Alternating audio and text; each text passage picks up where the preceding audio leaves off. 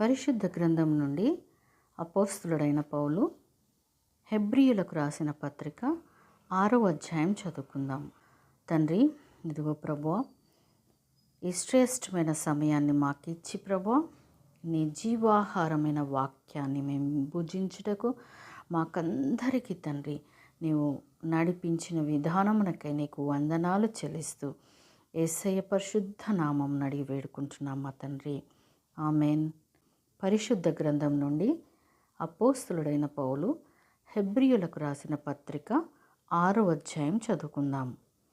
కాబట్టి నిర్జీవ క్రియలను విడిచి మారు మనస్సు పొందుటయు, దేవుని యందలి విశ్వాసమును బాప్తిజములను గూర్చిన బోధయు, హస్త నిక్షేపణమును, మృతుల పునరుద్ధానమును, నిత్యమైన తీర్పును అను పునాది మరలా వేయక, క్రీస్తును గూర్చిన మూలోపదేశము మాని సంపూర్ణుల మగుటకు సాగిపోదము. దేవుడు సెలవిచ్చిన ఎడల మనం అలాగు చేయుదము.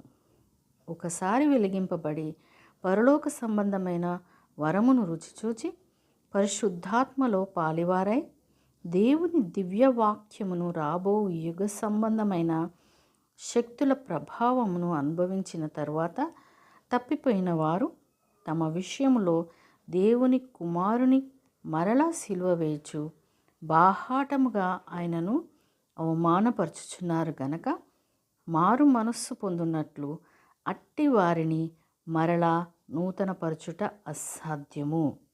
ఎట్లనగా భూమి తన మీద తరచుగా కురియు వర్షమును త్రాగి ఎవరి కొరకు వ్యవసాయం చేయబడునో వారికి అనుకూలమైన పైరులను ఫలించుచు దేవుని ఆశీర్వచనము పొందును. అయితే ముండ్ల తుప్పలను గచ్చ తీగలను దాని మీద పెరిగిన ఎడల అది పనికిరానిదని విసర్జింపబడి శాపం పొందదగినగును, తుదకది కాల్చివేయబడును. అయితే ప్రియులారా, మేమిలాగు చెప్పుచున్నను, మీరు ఇంతకంటే మంచిదియు రక్షణకరమైనదియు అయిన స్థితిలోనే ఉన్నారని రూఢిగా నమ్ముచున్నాము. మీరు చేసిన కార్యమును మీరు పరిశుద్ధులకు ఉపచారం చేసి ఇంకను ఉపచారం చేయుచుండుట చేత తన నామమును బట్టి చూపిన ప్రేమను మరచుటకు దేవుడు అన్యాయస్థుడు కాడు. మీరు మందులు కాక విశ్వాసం చేతనే ఓర్పు చేతను వాగ్దానములను స్వతంత్రించుకొని వారిని పోలి నడుచుకున్నట్లుగా మీలో ప్రతి వాడును మీ నిరీక్షణ పరిపూర్ణమగు నిమిత్తము మీరిదివరకు కనపర్చిన ఆసక్తిని తుదమటుకు కనపరచవలనని అపేక్షించుచున్నాము. దేవుడు అబ్రహామునకు వాగ్దానం చేసినప్పుడు తనకంటే ఏ గొప్పవాని తోడు అని ప్రమాణం చేయలేకపోయాను గనక తన తోడు అని ప్రమాణం చేసి, నిశ్చయముగా నేను నిన్ను ఆశీర్వదింతును, నిశ్చయముగా నిన్ను విస్తరింపచేతును అని చెప్పాను. ఆ మాట నమ్మి అతడు ఓర్పుతో సహించి ఆ వాగ్దాన ఫలము పొందెను. మనుష్యులు తమకంటే గొప్పవాని తోడు అని ప్రమాణం చేతురు. వారి ప్రతి వివాదములోనూ వివాదాంశమును పరిష్కారము చేయునది ప్రమాణమే.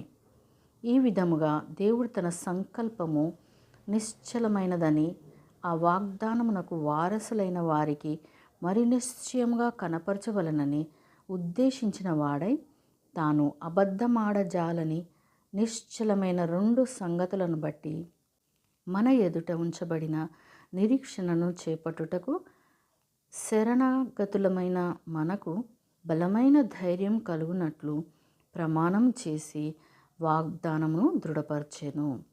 ఈ నిరీక్షణ నిశ్చలమును స్థిరమునై మన ఆత్మకు లంగరు వలె నుండి తెర లోపల ప్రవేశించుచున్నది. నిరంతరము మెల్కీసెదెకు క్రమము చొప్పున ప్రధాన యాజకుడైన యేసు అందులోనికి మనకంటే ముందుగా మన పక్షమున ప్రవేశించెను.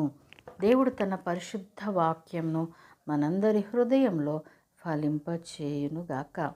ఆమెన్.